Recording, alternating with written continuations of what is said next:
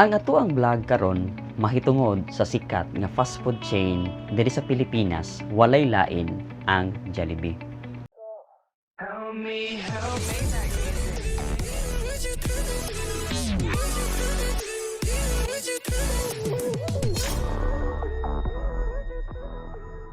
Siguro walay bata o bisan mga dagkong mga tawo nga wala makaila ni Jollibee.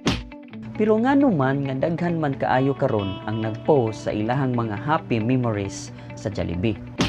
Tungod manggod ni siya sa usa sa mga episode sa Raffy Tulfo in Action kung asa naay ni sumbong nga ang iyaha daw gipa-deliver nga Chicken Joy kay labakara ang naluto instead of chicken. Gikuhaan ni niya og video og sa maong video makita sa jud nimo nga labakara jud siya dili siya manok.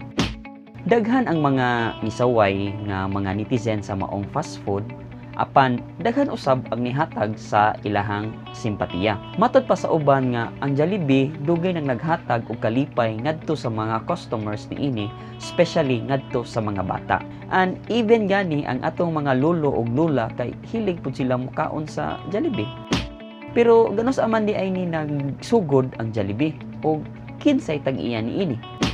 Ang nagsugod sa maong fast food, walay lain kundili si Tony Caktiong. Nagsugod lamang siya sa usa ka franchise sa ice cream. Sa tan-aw ni Tony nga mura og dili mo lahutay ang iyahang ice cream, maong iyahang nahun-ahunaan nga pun-an ang ilahang menu.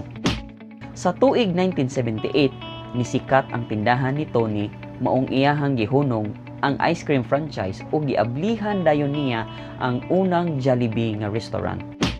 Ang Yum Burger mo ay unang best-selling product nila. Ang kanang sikat nga spaghetti na introduce lang na siya 1 year after sa pag-introduce sa ilahang Yum Burger.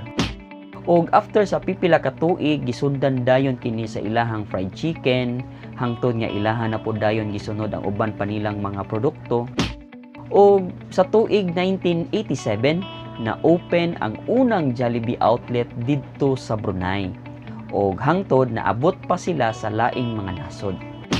Sa pagkakaron, napalit na pud sa Jollibee ang kanang Mang-Inasal, Chowking, Greenwich, Red Ribbon, Burger King Philippines og ang latest lang nga nilang napalit ang The Coffee Bean and Tea Leaf. Ang Jollibee karon usa na sa pinakadakong kompanya diri sa Pilipinas. Ang Jollibee nahimo ng parte sa kinabuhi sa mga Pilipino, madato man o mapobre.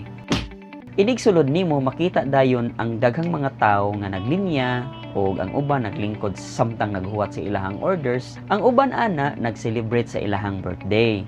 Ang uban sab nag-celebrate sa ilahang anniversary. Ang uban ana nag-date lang na.